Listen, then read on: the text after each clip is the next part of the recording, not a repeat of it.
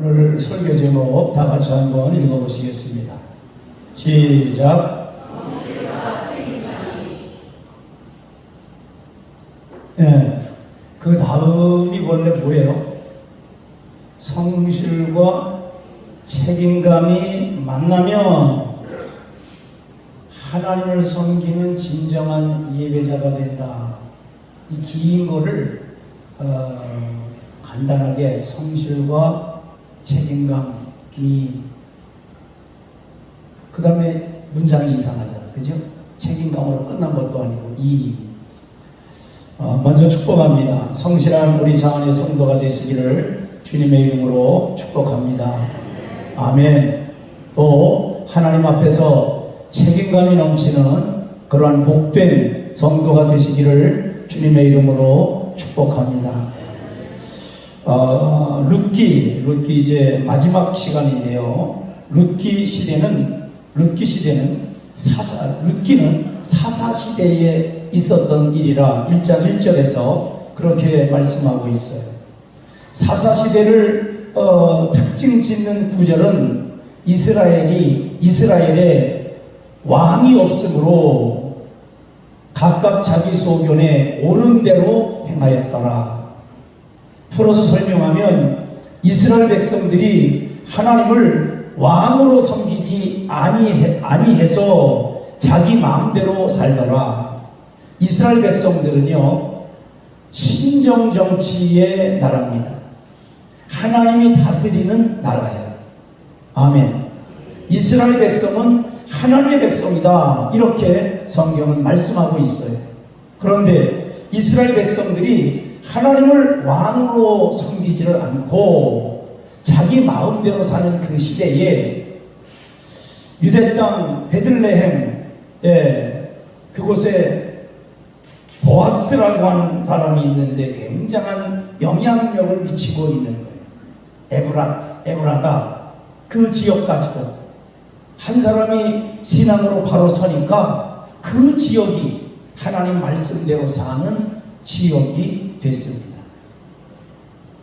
오늘 이제 그 보아스와 룻의 관계, 보아스가 룻을 아내로 맞이하고 보아스가 룻을 아내로 맞이하면서 오벳이라고 하는 사람이 태어나고, 오벳을 통해서 다윗 왕조의 조상이 되어지고, 다윗 왕조를 통해서 예수 그리스도가 이 땅에 오셨다. 성경 그렇게 말씀하고 있거든요. 그래서 먼저 정리부터 해드립니다. 하나님을 왕으로 섬기지 않던 시대에 보아스라고 하는 믿음 좋은 사람을 통해서 성실한 여인, 이방인이지만 성실한 여인 룻을 통해서 오벳이 태어나는 거예요. 오벳의 뜻은 뭐냐면 하나님을 섬긴다, 그리고 하나님께 예배드린다, 이런 의미를 가지고 있어요. 그러니까 성실한 이방 여인이 붙쫓았어요.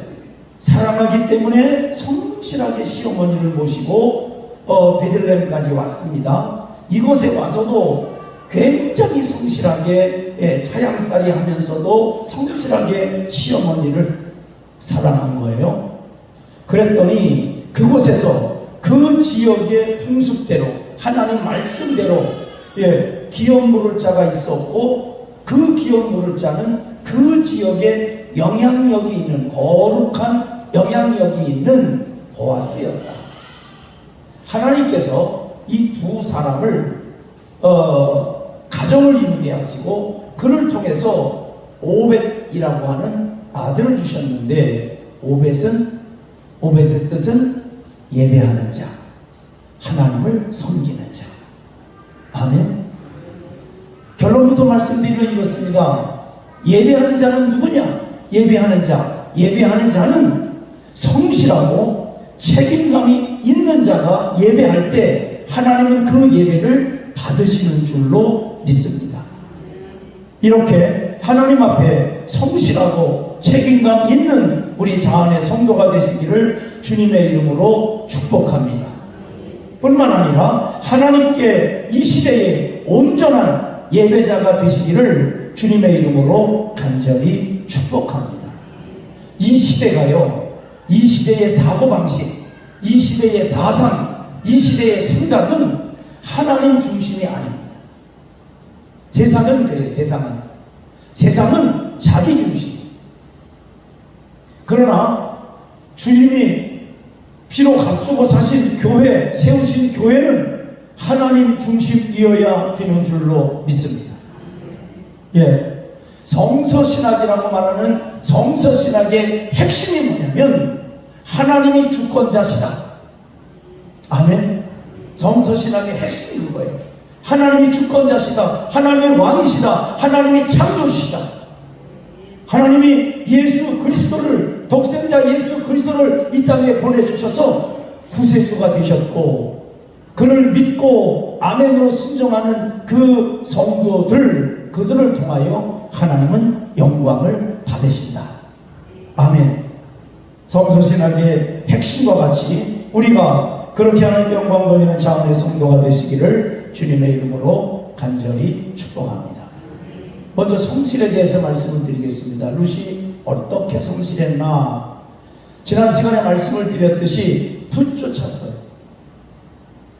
시어머니가 늙었어.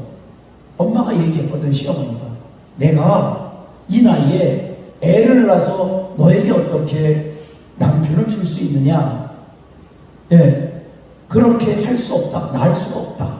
그러니까 이 나오미는 늙은 거예요.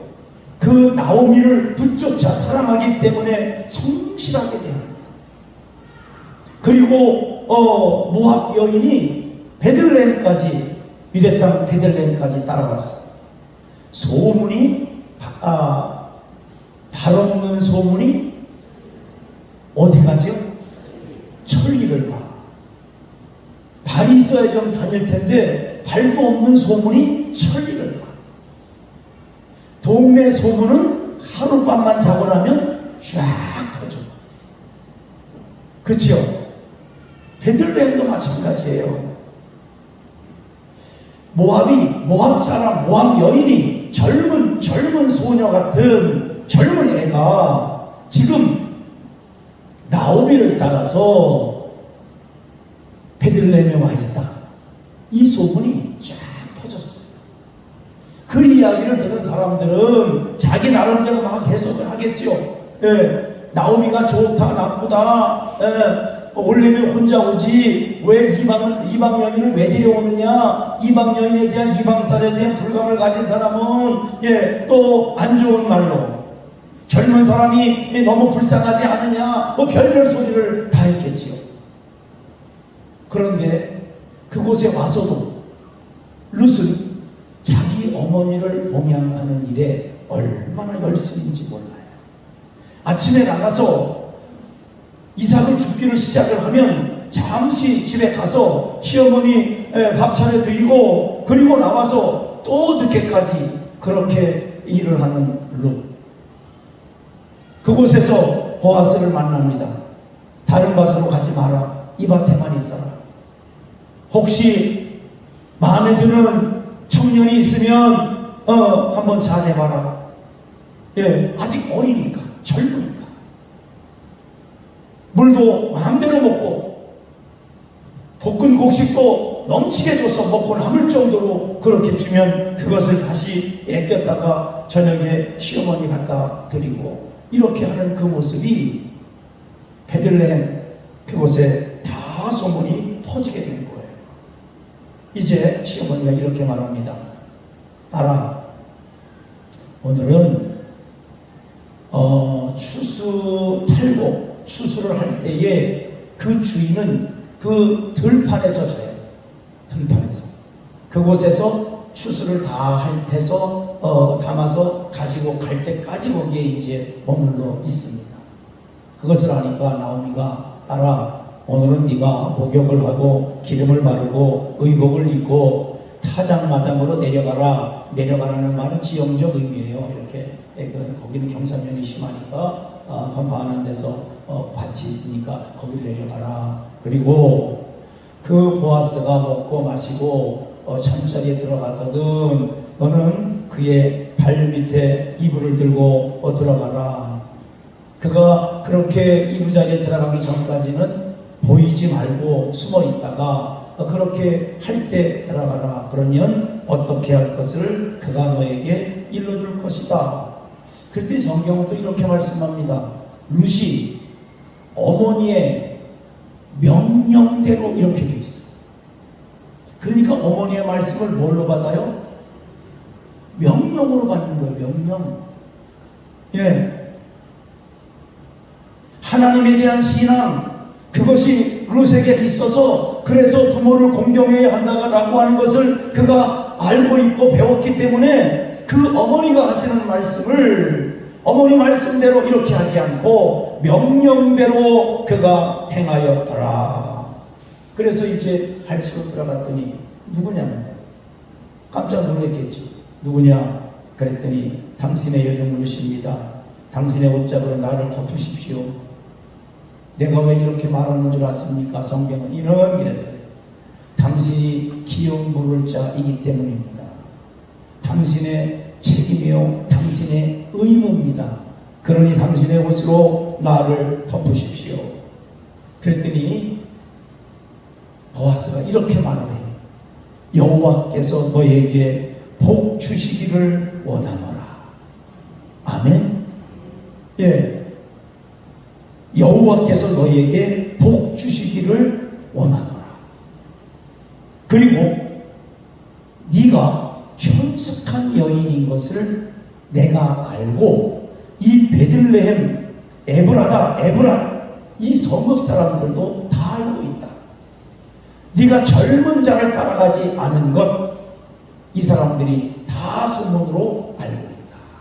너는 현숙한 여인이고 또 한 가지 너에 대한 소문을 내가 들었는데 너의 인애가 사랑하는 마음이 사랑하기 때문에 성실하게 대했던 그 사랑하는 마음이 내가 처음 이곳에 왔을 때보다 지금이 더 성실하고 더 인애가 크다. 사람들이 다 그렇게 이구동성으로 너를 칭찬하고 있는 것을 내가 다 안다. 내 딸아 두려워하지 마라. 그래, 두려워하지 마라. 염려하지 마라. 이방 땅에 왔으니 장래가 불분명하잖아요. 그런데 두려워하지 말라는 거예요. 내 현숙함 이 동네 성읍에 다 퍼졌다. 이제 아침이 되면 기업 물을 자에게 내가 기업을 물으라고 할 것이다. 나보다 더 가까이에 있는 친족이 있다. 예. 우리 말로 하면 그는 삼촌이고 나는 사촌이다. 뭐 이렇게 말할 수 있는 거예요. 예. 그는 오촌이고 나는 칠촌이다. 우리 말로 하면 그런 거예요.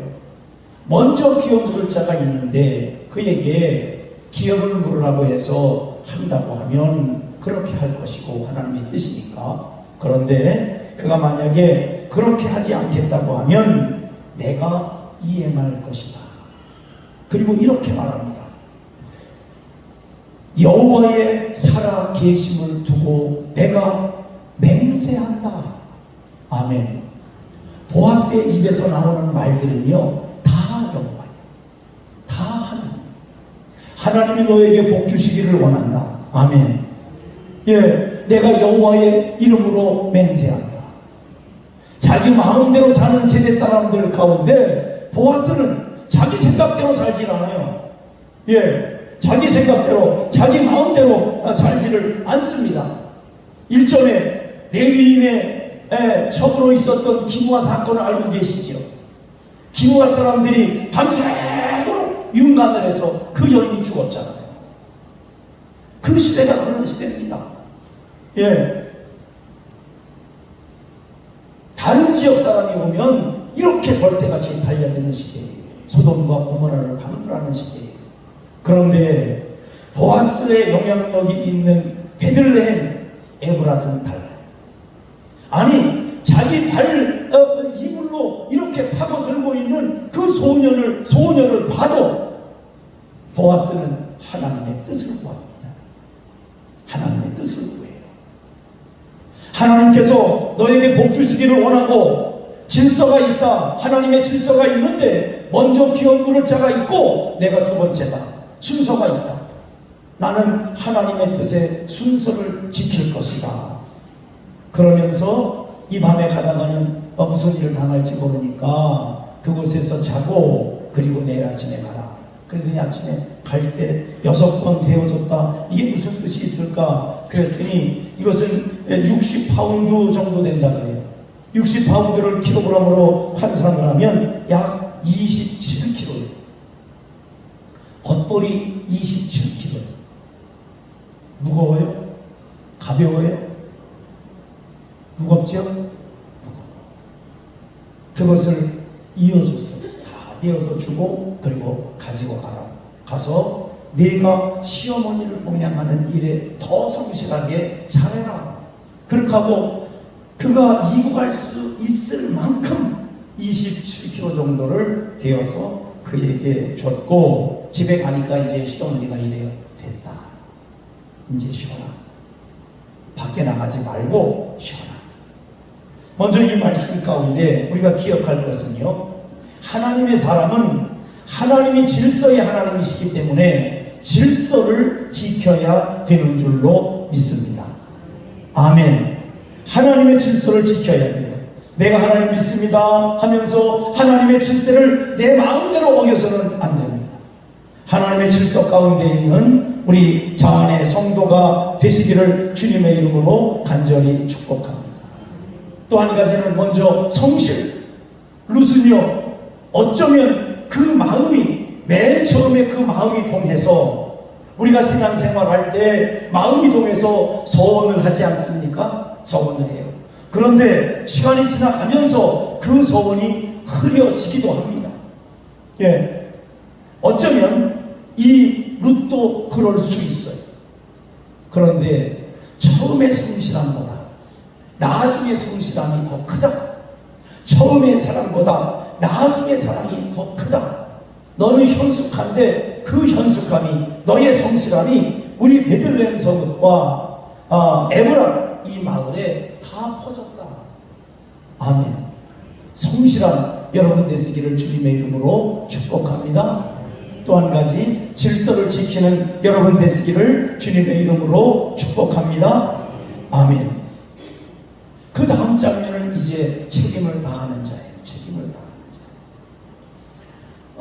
그들이 성문에 있었다. 성경 그렇게 말씀하는데 성문에 있었다고 하는 말의 뜻은 뭐냐면요, 거기가 증인이 있는 곳이고 원로, 장로가 있는 곳이고 거기가 재판장이에요. 그들은 사람들이 이렇게 있는, 원로들이 있는 그 자리에서 재판을 하고 판결을 하고 약속을 합니다. 보아스가 아침 일찍이 그 성문으로 나갔어요. 나가니까 마침 아무개가 와. 아무개. 이름을 안 썼어. 기업 물을 자의 첫 번째 우선순위 사람을 아무개라고 했어. 네. 아무개라고 한 걸로 보면은요, 그의 삶이 아무개야. 무슨 얘기인지 아시죠? 예. 보아스는 보아스야. 룻은 룻이야. 그런데 기업 물을 자는 생활이 아무개야. 예. 제가 볼 땐 성경을 읽을 땐 그렇게 들려요. 그러니까 책임을 회피하는 사람이에요. 책임을 회피하는 사람. 아무개가 왔습니다. 그래서 물었어요. 당신이 나오미의 기업물을 짠데 묻겠느냐? 맨 처음에는 오케이, 묻겠다 그래요. 다시 질문을 합니다.